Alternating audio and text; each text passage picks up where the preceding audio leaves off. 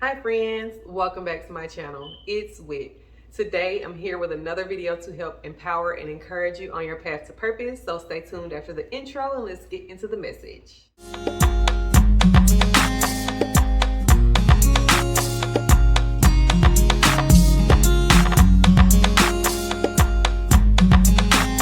Hey friends, so today I'm going to share a little of my personal journey. I really hope this helps someone. I get a lot of questions about being abstinent and what exactly that means for me. So I thought I would just make a video and just kind of put it out there. I'm not, sitting here saying I haven't done this for a really long time or anything. So I'm not here to put myself above anybody or making myself an expert on a topic. But I have a platform, I have people who watch my channel and who frequently ask me questions. So I just wanted to sit down and just talk about it and maybe help someone with your decision. So first of all, I just want to start with why I chose to be abstinent. I know I've mentioned in several of my other YouTube videos, I did struggle a lot with sexual sin. So previously I was in a marriage. I got married really young to the person who took my virginity. So I didn't wait until marriage, but I married the person who was my first. So, which is my children's dad, blah, blah, blah, all that good stuff. So we got married really young. It's basically when I turned 18, I got married. And I didn't really know much about love. I just knew all the romantic stories in the movies, and I rebelled. And whenever I met my ex-husband, like my mom, like I said, I never had sex until I met him. And once I did that, I was just kind of lost my mind. Like I ran away from home. I always was a good kid. I always made great grades. Always really polite. Never really talked back or got in trouble. But lost my mind once I had sex for the first time. I kind of got, I don't know, I just felt like I could do anything for love. Like I said, I didn't really do, even once I got with him, I didn't do a lot of things to get in trouble, but I ran away, ended up moving out on my own at 17, had a child at 17. I did thankfully finish school, but basically once I had sex, I kind of felt like, okay, this is the person I'm supposed to be with for the rest of my life. Never had sex before that, so had no clue anything about that, or that was like a normal attachment issue when people have sex for the first time. But I ended up marrying a person I had sex with, and we stayed married for 9 years.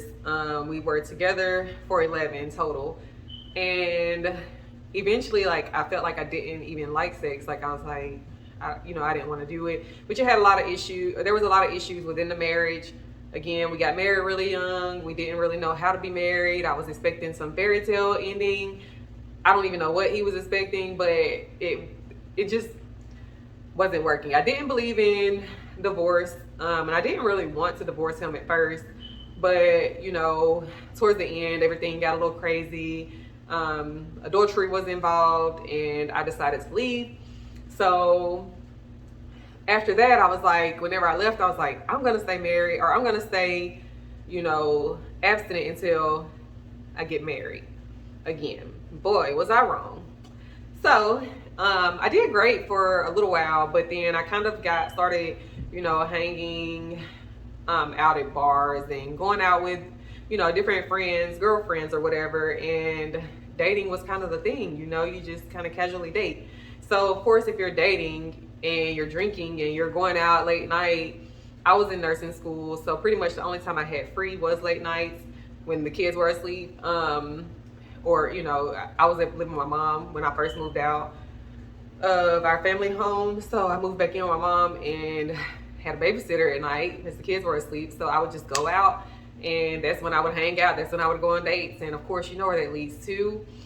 So I kind of got caught up in it, and it would just be like, I wasn't out with a bunch of different people or anything, but I would have sex with one person and I would really like this person and we're dating and blah, blah, blah, things don't work out. Okay, whatever. Then we're just kind of, having casual sex just horrible. You know, I was using my body, and I know people are gonna watch this and think I sound delusional or whatever, but at the time I didn't think it was horrible, just like you probably don't either. But I was, you know, literally giving a piece of myself to someone who I wasn't going to be with. And then I would find myself, even after I had moved on, still conversing with these people, you know, like maybe we might get together at some point. Like, it didn't work before, it's not going to work now. Like, we just don't like each other for real, or we didn't have, our personality types didn't connect, or we just weren't meant to be. I was still legally married, so of course God ain't gonna bless no mess. But anyways, I was just getting caught up in relationships that I shouldn't even have been having from the start, because like I said, you know, I was still married. So God isn't going to bless something when you're still married to someone else. And I feel it's really super important to talk to you all about this, because I know there are other women out here struggling with this. I mean, I know there's men too, but I know it's a taboo topic for women to talk about sex and struggling with that. But that was me looking for, I guess you could say I was looking for love, attention. You know, I didn't want to be alone. I didn't want to feel lonely at all. And so I would have these meaningless connections, and it's just like, you know, I'm benefiting because we're going out to eat here and there, and we're having sex, and the sex is good. So, you know, win-win, except for I was getting hurt in the process. Like, a piece of me, first of all, I was losing trust. If you're dealing with someone and then, you know, they're doing stuff behind your back, or you hear stuff about them and they're making it like you two are the only, like you're the only one. When you hear other stuff behind, you know, that's going on behind your back, it hurts you. It makes you distrustful of people. It makes you distrustful of the opposite sex specifically. So then you take that into your next relationship. That's new baggage that you shouldn't even have had. Also, you know, just so many different things, like really giving yourself to somebody and them not giving that back, not offering themselves, not returning that energy, all of that. I've even had situations where a person might be fully interested in me and I'm not really that interested in them. So I do that to them. I cause that hurt in them, and cause them to have insecurities, not feeling adequate, not feeling like they're good enough, whatever. And it's been the same for me, feeling inadequate, feeling like I'm not worthy of being loved, or, you know, what's wrong with me? Why can't I find someone good enough, or, you know, they can just provide the basic needs, just being faithful, or just being, you know, truthful, honest, just being nice, like certain things that you would expect to be normal. Or maybe, you know, maybe somebody that likes to go to church every now and then, or maybe somebody that doesn't want to party every weekend, or maybe somebody that doesn't feel like they got to go out with the boys every night. All of these things, you know, I'm like, why can't I find somebody that just is normal like me? But I was messed up too. So of course I was blind, you know, by my sin. I was thinking, okay, I got all these options, so clearly there's nothing wrong with me. It must be them. But I'm the common denominator. And I was the problem, because like I said, dealing with these different people each time took a little piece of me. It broke something in me. And I wasn't taking the time to heal before I move on to the next person. And then I would take that baggage with me, and now I'm kind of, you know, looking at them a certain way, or not texting them back fast because I don't want to seem too needy, or, you know, I'm talking to other people behind their back, you know, or not necessarily behind their back, but just not being upfront about it, because I don't feel like it's their business, and I'm sure they're talking to somebody else too. Just not giving people a fair chance, not having conversations I needed to be having, not communicating properly, because I'm used to dealing with situations where we don't communicate. We just do whatever we want to do, and if somebody finds out, well, we weren't together anyway. So, you know, all these toxic traits. I had just kept going through all of it. And then I would try to walk with God, because whenever I was going through the separation with my ex-husband, like, I was really trying to find God then, but again, I got lost in the nightlife and drinking and partying. So that sin kind of separated me, because I felt convicted when I would read the Bible. So I didn't want to read it, because I didn't want to know that I was doing wrong. I wanted to kind of continue what I was doing. But with time, I was like, okay, this is not working. Like, I done dated a few people at this point, and each time it fails. they are gone. They've moved on and dated other people in this field. Like, none of us are happy. None of them are happily married. I'm not happily married. Like, clearly this is not working. None of my friends, I won't say none of them, some of them are, but they were already married for the most part. Most of my friends who are living this same life aren't happy, aren't living, aren't being fulfilled in this area. So we got to be doing something wrong. So I just really was like, okay, I'm willing to give up whatever, to just get it right the next time. What do I have to do to get it right the next time? I don't want to, have friends. And that's how it would always start, as a friendship. And then it would just kind of grow into a relationship. And next thing you know, I'm like, dang, I got something pulling me from God again. Like, I'm not reading my Bible because I'm laid up. Or I'm not reading my Bible because I'm on a date. I'm not going to church because I stayed out till 3 o'clock in the morning. All this stuff just like separating me from God, so I couldn't get his truth. And so I would try to be abstinent. That's how I started it. I wasn't really reading my Bible. I was just trying to, practice abstinence, get to know people first. Like, okay, I'm gonna do the 90-day rule. That didn't work. And even in those 90 days, like, I would find myself dealing with people from my past just so I wouldn't add anyone, I wouldn't have a high number or whatever, a high body count, as people say.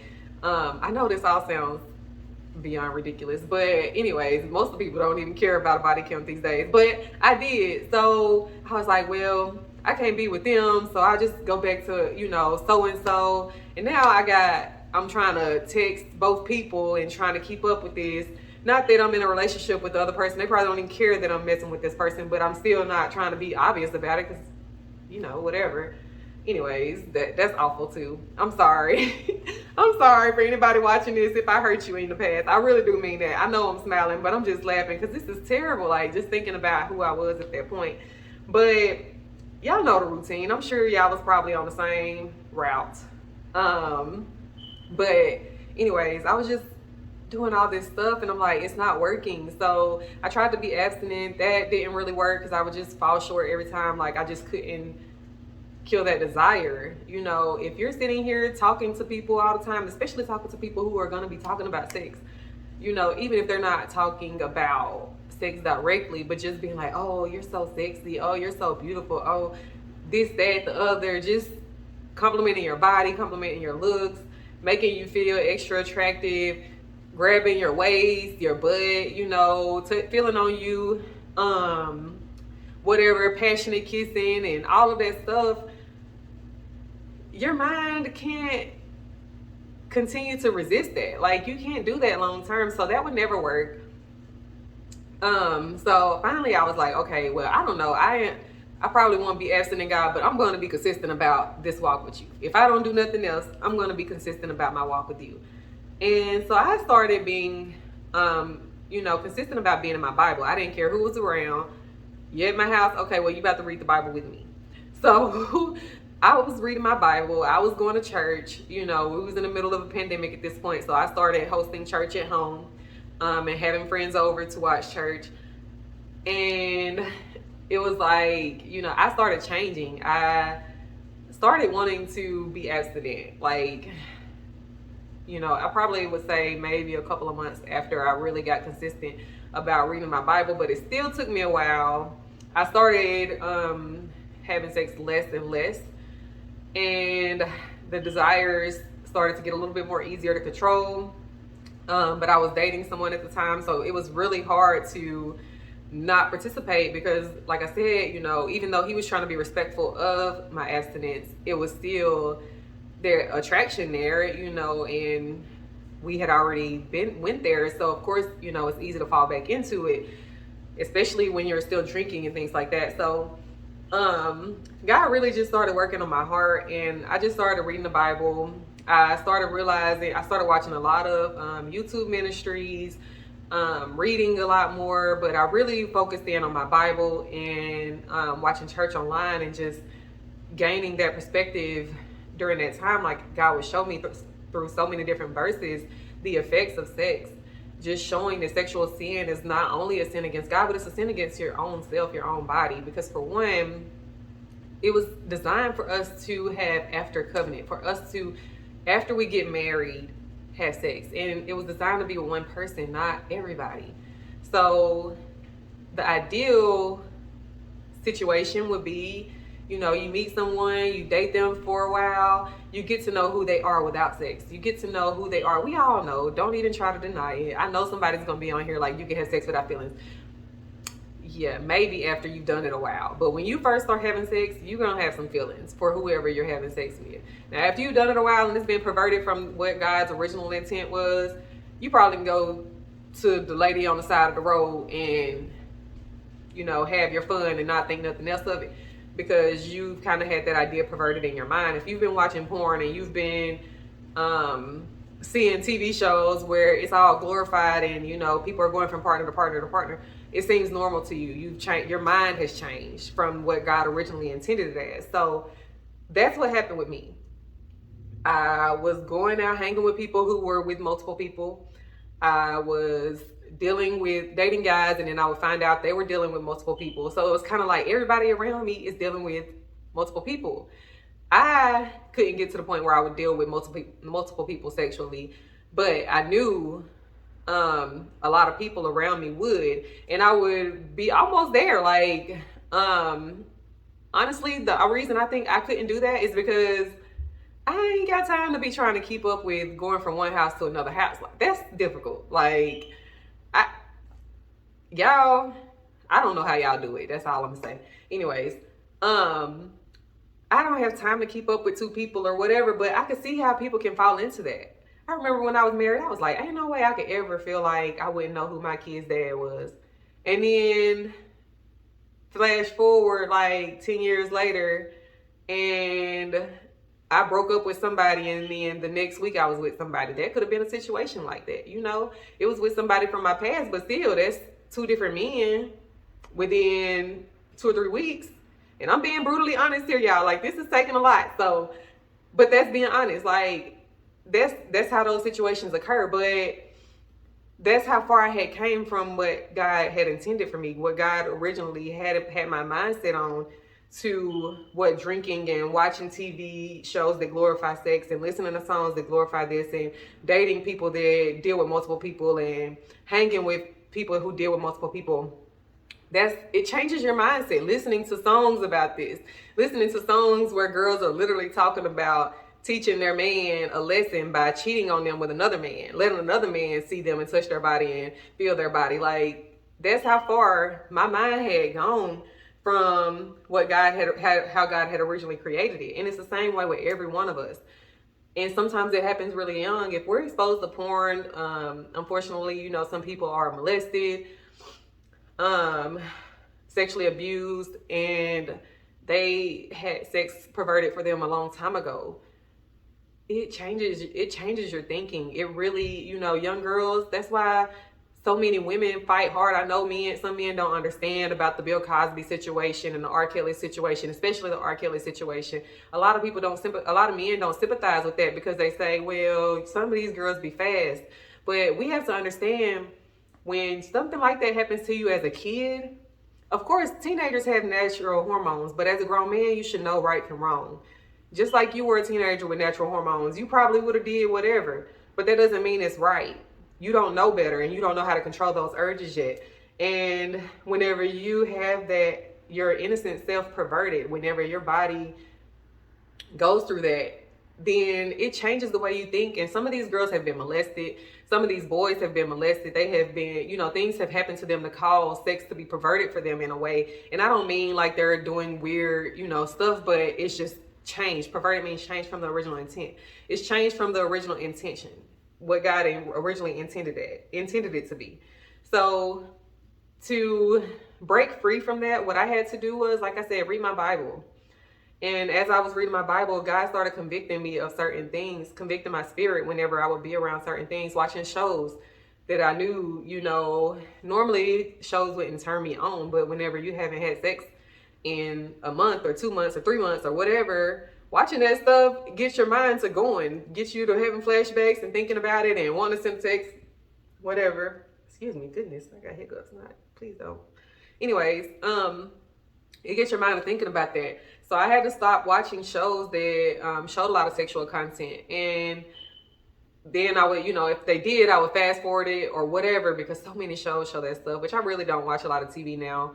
I mean, I know there are some shows that I can watch. I just don't have time, honestly. But I had to stop watching shows like that. And then, even music, I started hearing certain things in the music as my mind was opening to the Bible and to what God said. And I was praying more and asking God to help me to do better and, be stronger and have more self-discipline in this area.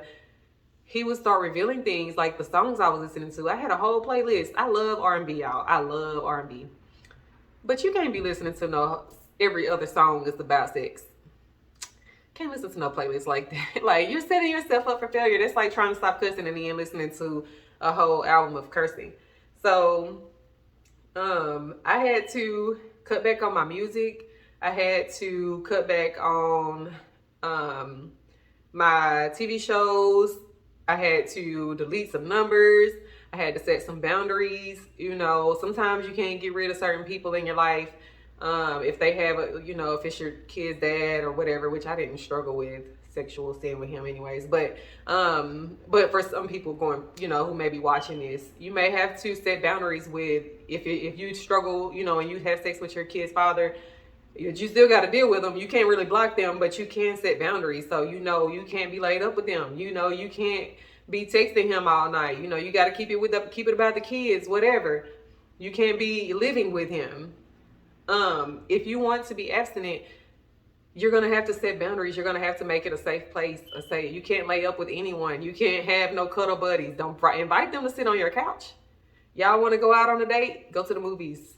Go out to eat. Go do something in public where there are people around. And I know some of y'all, I ain't even gonna go there. Anyways, do something that's safe for you. And if you can't do that without being abstinent, and I ain't gonna lie, I struggled with that. I was like, no, I'm just not gonna do anything. Because I would go out to eat, maybe have a glass of wine. The next thing you know, we're at my place or, whatever.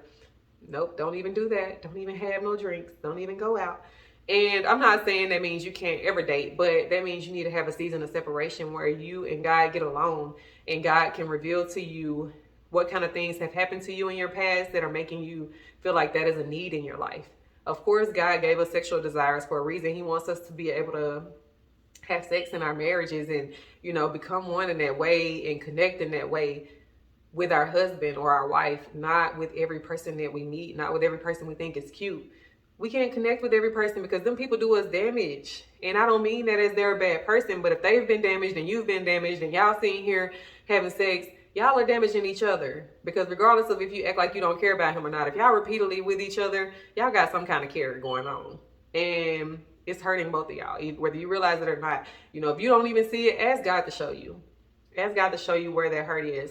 And like I said, I had to get in a season of separation where I didn't go on any dates, where I didn't hang out. And I'm still in that season. I don't date. I don't lay up for sure. I'm not going to say I don't have any male friends. I might have a conversation here and there, but I don't, I'm not going out on dates and I'm not giving off the vibe that I want to be in a relationship with anyone. I keep it in a, friendly area because I know once you cross over into that dating scene, it's hard to resist it. And I know that I'm not ready for that yet. And that's because God has shown me. So with time, God, has refined me and has helped me. And I've been doing great. I have, I haven't really struggled in this area of sexual sin for a while. So I'm thanking God for that.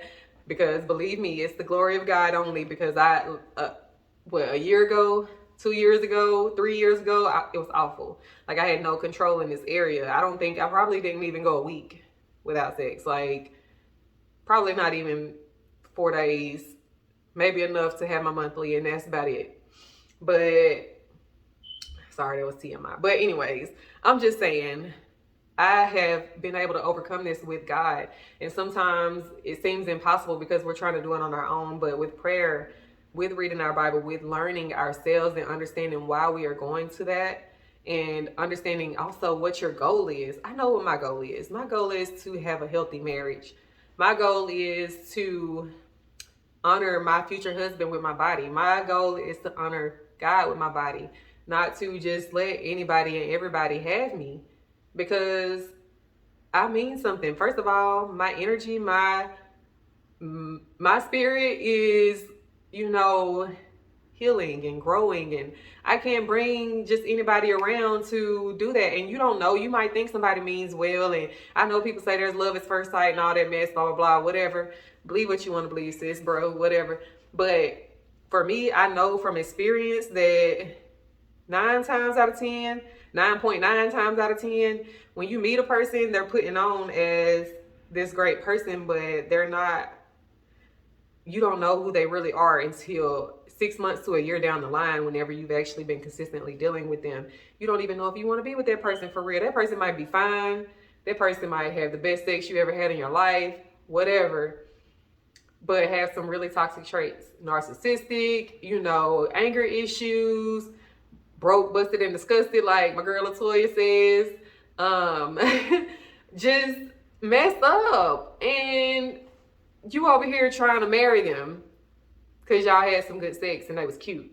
And your mind can't see the rest of the stuff, can't see all the red flags because you're so blinded by your lust.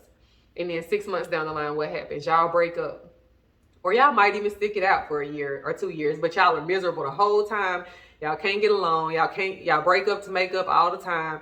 Really just making up because you miss each other sexually, or you miss cuddling, or you don't want to be alone, so y'all get back together. You're scared they're gonna find somebody else, so you get back with them.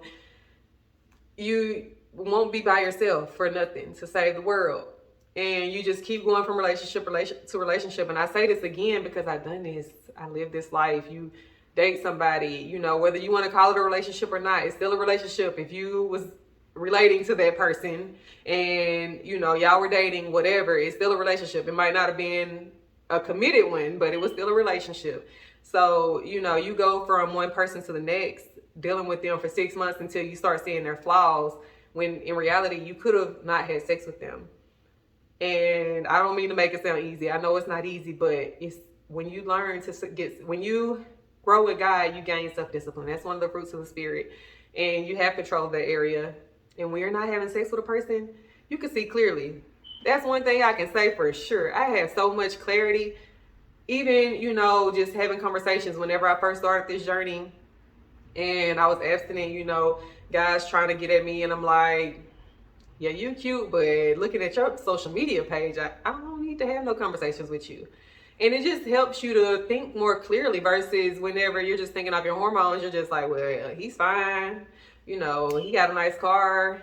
He posts some funny stuff. He be having me laughing. I done, he ha ha at all of his posts, whatever. He's always telling me I'm beautiful. He sent me some flowers.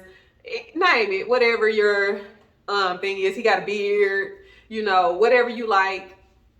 You just, you see, that's all you're looking at whenever you're blinded by lust. But whenever you actually take that time, and I'm not saying lust isn't still there.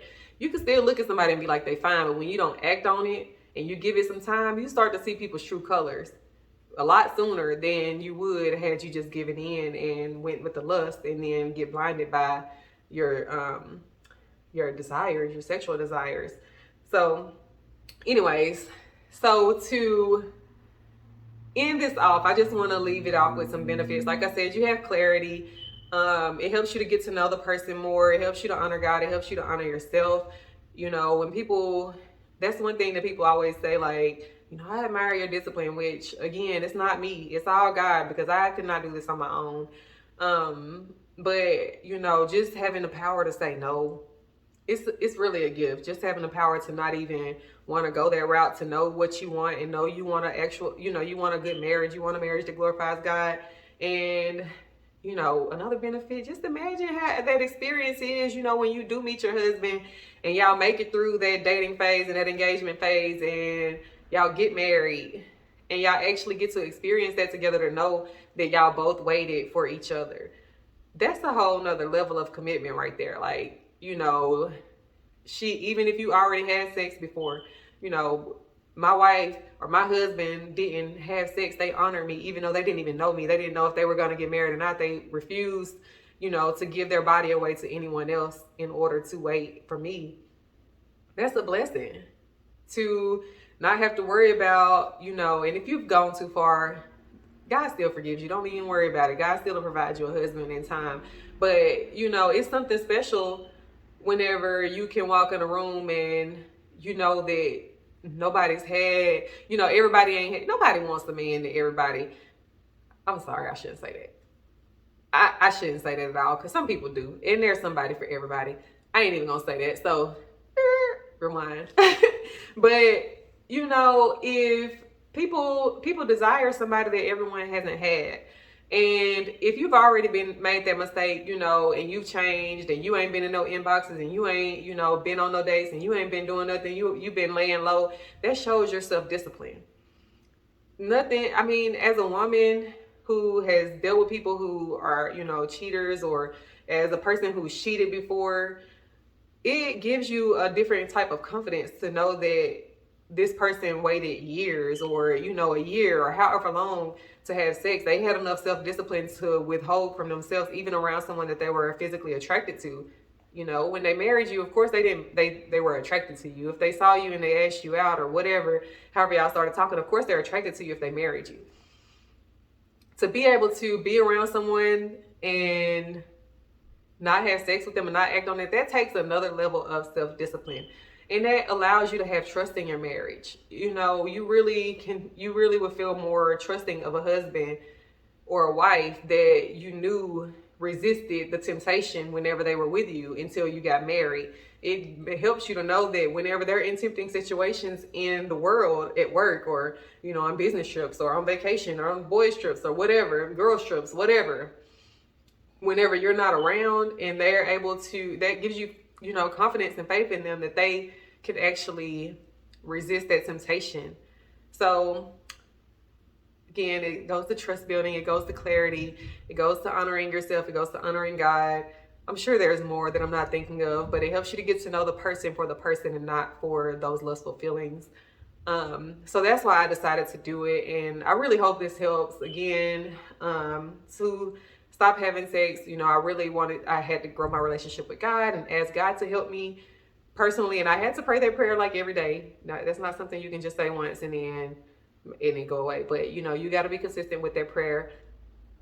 Like I said, cutting out music that's talking about sex, and glorifying sex, and toxic relationships, even love songs, because those love songs lead you back to those relationships and makes you where you're not wanting to go back into a season of separation. You don't want to be by yourself because you keep on playing all these love songs. It makes you feel like you need a relationship. You need somebody right there next to you.